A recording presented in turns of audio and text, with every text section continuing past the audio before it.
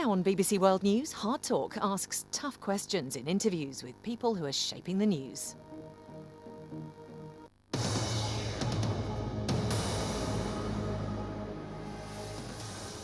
Welcome to Hard Talk. I'm Stephen Sackur. Armenia is a small state with outsized strategic significance in a Caucasus region beset with tension and hostility.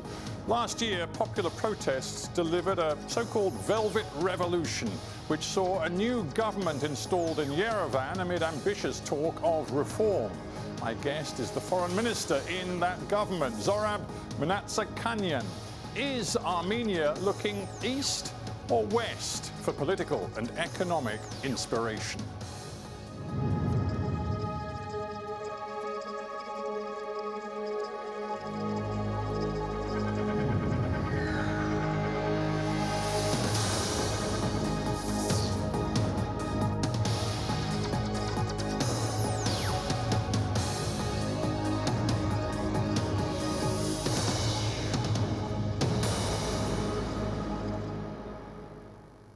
Zohrab Mnatsakanyan, welcome to Hard Talk. Thank you. Last year saw major political upheaval in your country, Armenia, the so-called Velvet Revolution, after which you and your government claimed that you were working for a new Armenia. Skeptics will say it looks very much like the old Armenia. So what's different?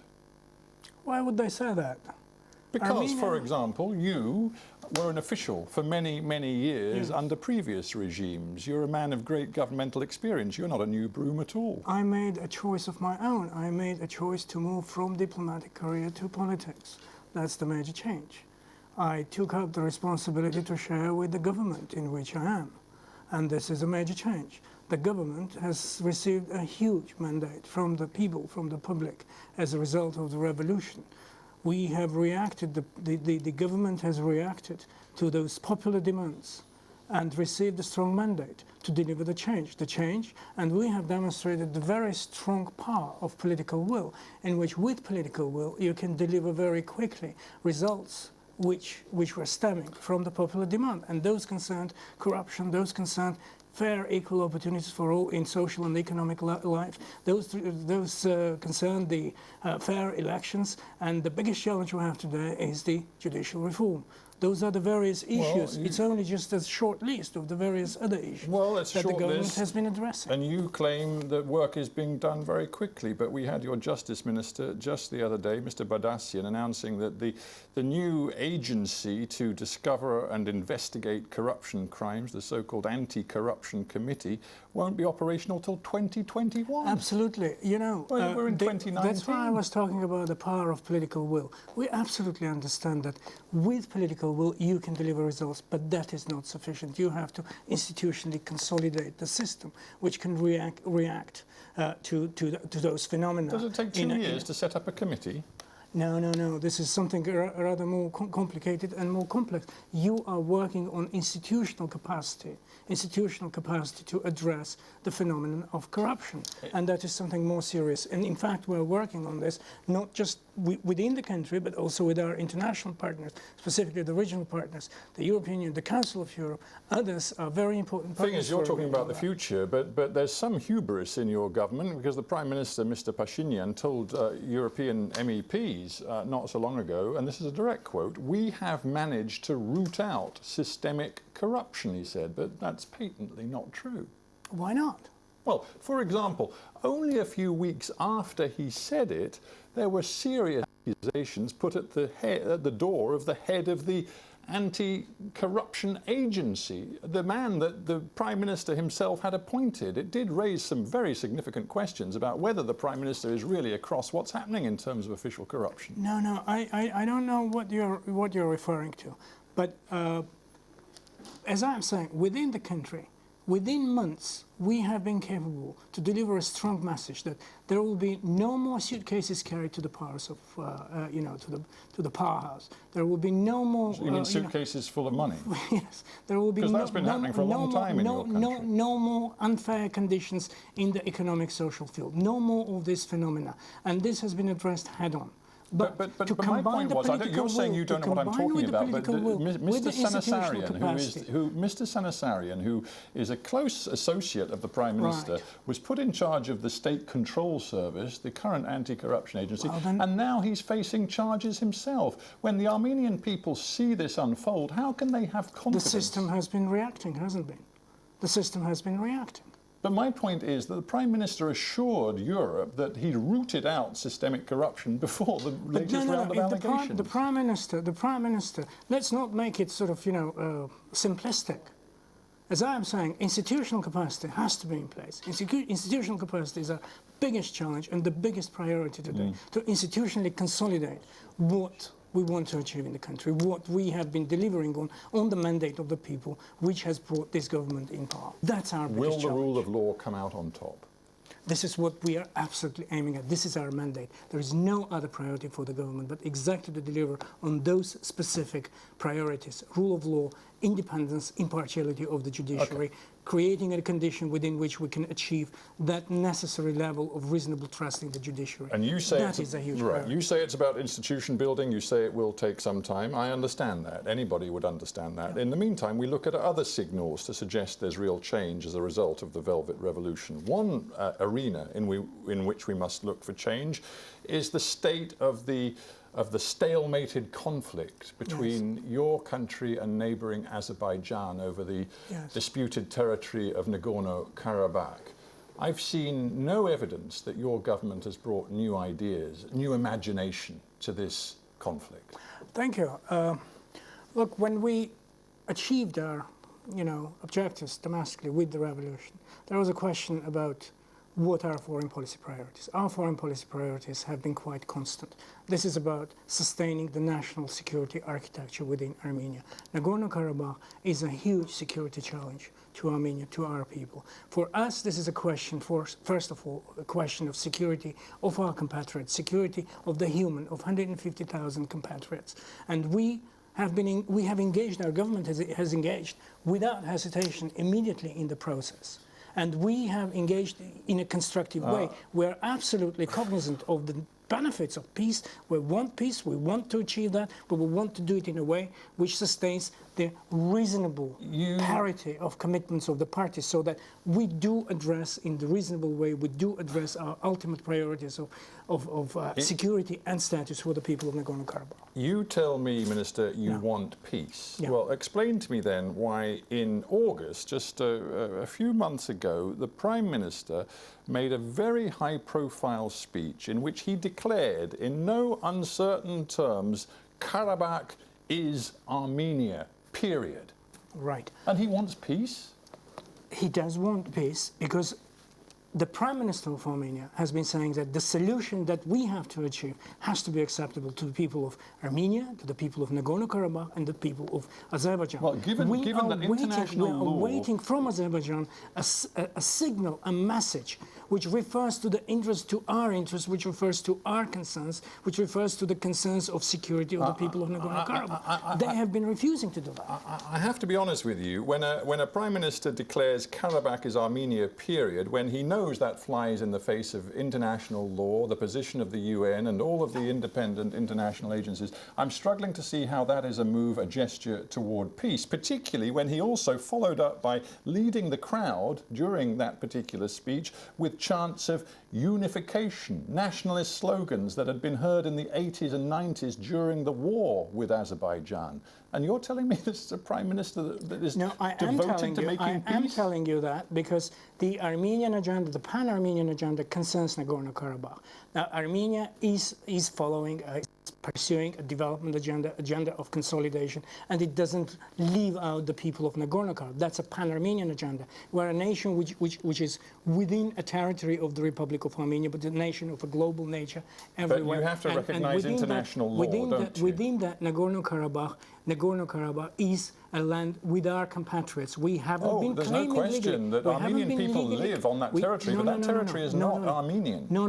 What I'm saying is that Nagorno-Karabakh is a territory in which our compatriots live, a territory in which we care about their security. We are the sole guarantors of their security, but we are committed to the peace process, the peace process in which the security and the status of Nagorno-Karabakh are ultimate priorities. I guess, and we are committed to the peace process. We haven't been, detracting from the peace process in any way. Your closest military allies, hang on, Minister, let me just ask a question. Your closest military allies in many ways are the Russians. They have military base on your territory. You've worked with them for a long, long time. Sergei Lavrov, the Russian foreign minister, after this rather extraordinary statement by your prime minister just a couple of months ago, said, the sides are making statements, serious ones. Statements are heard that Karabakh is Armenia. He said, it's the same as if the PM, the Prime Minister of Albania, said from Tirana that Kosovo is Albania. So even the Russians are now saying that your position is unacceptable.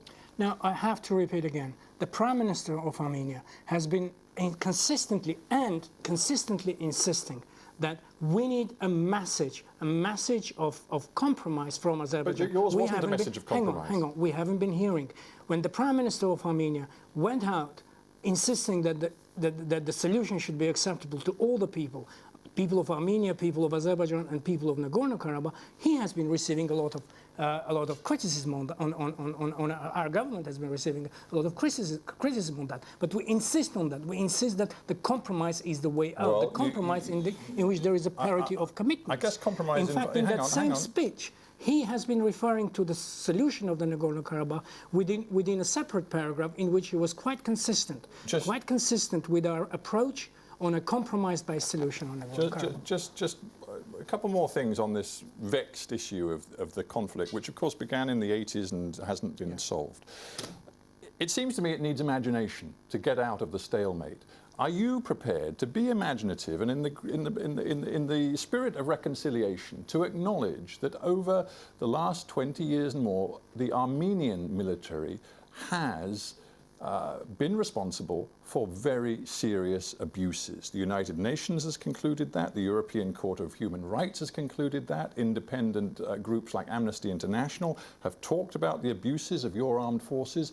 If you want to change the dynamic with this new government, are you prepared to say that, yes, we have been responsible for serious abuses in the past? You are twisting a little bit the narrative. The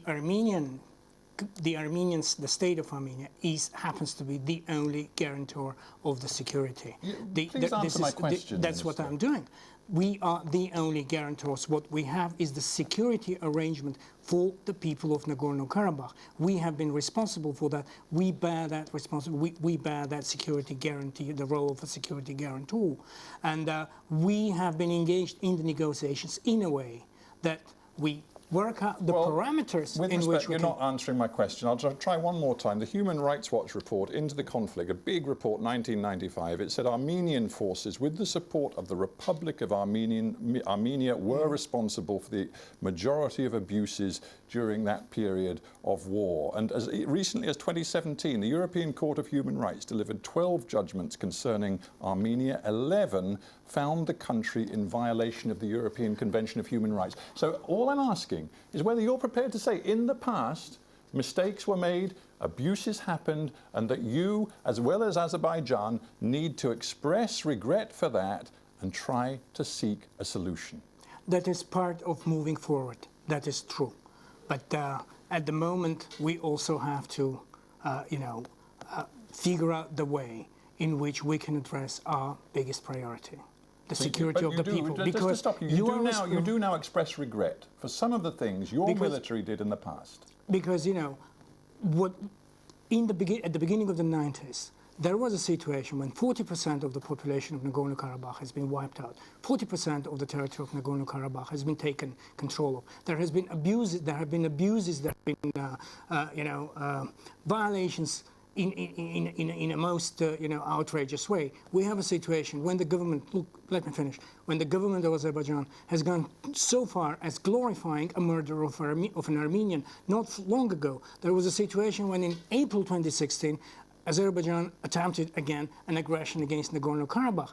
That only amplifies our sense of security. Now, when referring to your specific question, yes, I accept that we need to move forward all together, all of us. But it takes two to tango. It takes every party to engage in a constructive way. This is why the Prime Minister was saying a solution which is acceptable to all, and we're waiting for the message from Azerbaijan to reciprocate, so that that spirit does get a foundation in our move forward. A final question on this, Yes. then I want to move on. But on the 17th of October, the Azeri government accused Armenian armed forces of having violated the ceasefire across the line of contact between the two forces 20 times. Is it possible? No. Is it possible that there could be a new surge of military conflict? This is what we're absolutely focused on. I think, over this time, since our government stepped in, and that's another very good indication of the seriousness of purpose on our side, as the government of Armenia, as the new government of Armenia, that, we have managed to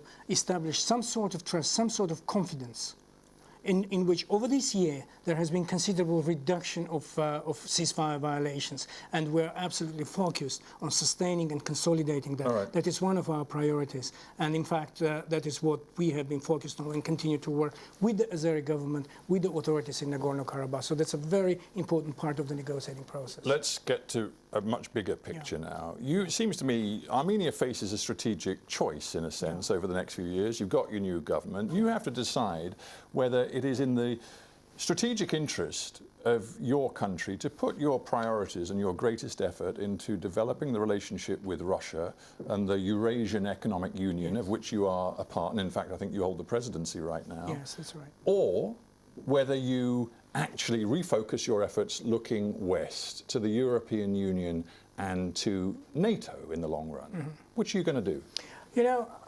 Our role is not bipolar, it's not that, black and white.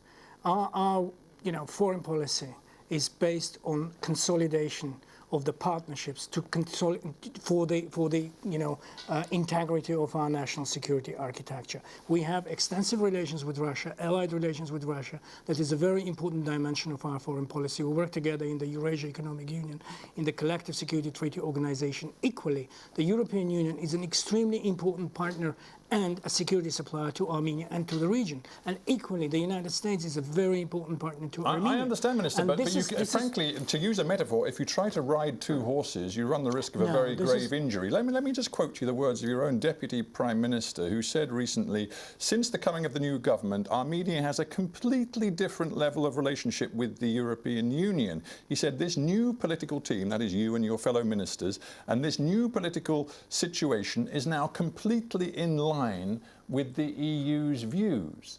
But, I mean, that really isn't true, is it? There's no contradiction. The European Union has not been building relations with Armenia in a way that it would insist that you have to have relations only in this dimension without other dimensions. In fact, our biggest challenge and the very important priority in our foreign policy is not to build relations with one partner at the expense of the other. This is a very difficult act, but this is what is required for our national security. Isn't the truth? This is going to be a test of your reformist agenda and principles and values. Because if you choose to stay wedded to Putin's Russia, the Eurasian Economic Union, frankly, you are going to probably continue many of the practices of the old regimes in Armenia. Centralization, authoritarian rule, real problems with freedom of expression.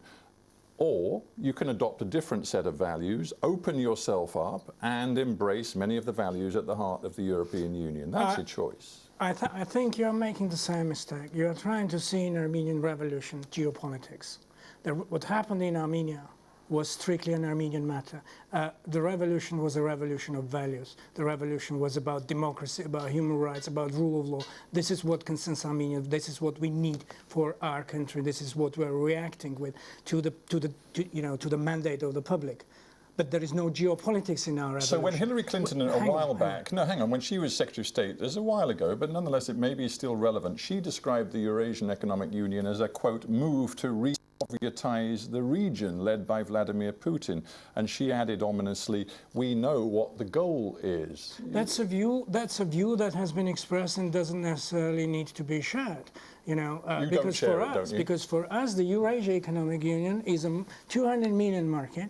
in which we have an access and which we, as members, we are also party and participants of the framing the regulatory, rules in the economic union, and we are participating in that. But it is not at the expense of what we're doing with the European Union. Interesting. And with the European Union, we have a very important relationship, value-based relationship. We have a very important agreement, the Comprehensive and Enhanced Partnership Agreement with the European Union, which has very significant political part, the justice and freedoms part, sectoral reforms part, the regulatory approximation part. Yes, you have all these different little deals and agreements. I'm talking about big vision, big future. There are many people, countrymen and countrywomen of yours, whose long-term dream is to see Armenia in the European Union or in a very close association with it, and inside NATO or in a very close association with it. You're not one of those people, aren't you?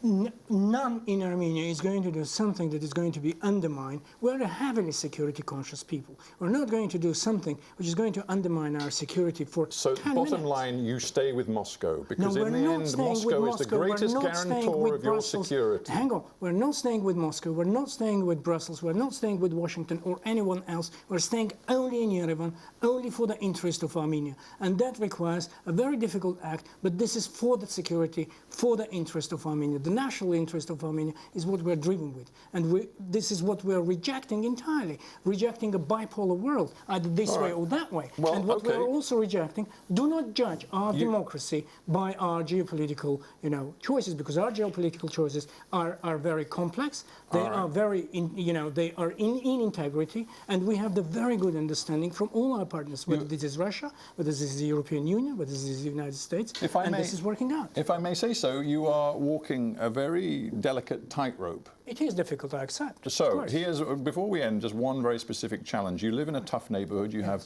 let us say, interesting neighbors. One of your neighbors is Iran. Yes. You have an increasingly close economic relationship with Iran. Yes. You are sharing a gas pipeline and all sorts of other projects.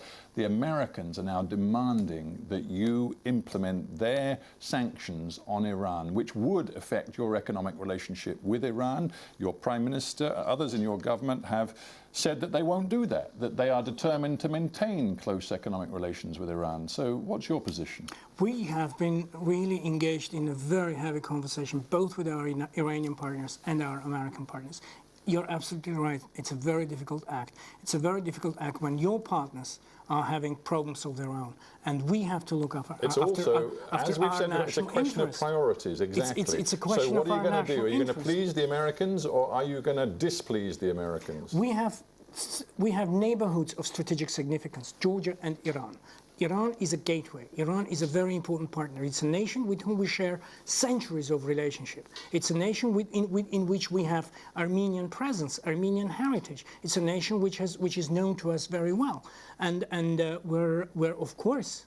We're faithful to this relationship. Faithful. So your message to Donald Trump, at the time, as it was to John Bolton when he visited last year, is forget about it. At the same time, we have been very open with our Iranian partners, figuring out what is possible, what is not, because we also care about our relations with the United States, and we're very sensitive about what's coming out from Washington. And the dialogue with Mr. Bolton, with the dialogue with the administration in the State Department has been exactly about how we combine our interest with what is happening in our region. And that has been possible. It's a very difficult act, but this is what we are required to do. To finish the metaphor, the problem with tightropes is that you do yourself a great deal of damage if you fall off. You might fall off. Well, if we stretch ourselves by way of going one way or another, opening up for a major security, vulnerability by way of making one choice or another, you are not guaranteeing that if we do declare, tell me, if we do declare that we are going one way, is it going to work out within immediately, or we are going to be in the queue for 10 years, 15 years? We cannot afford security vacuum for 10 or 15 minutes, let alone 10 or 15 years. And we have to end there, but Foreign Minister Mnatsakanyan, I thank you very much for being on Hard Talk. Thank you very much.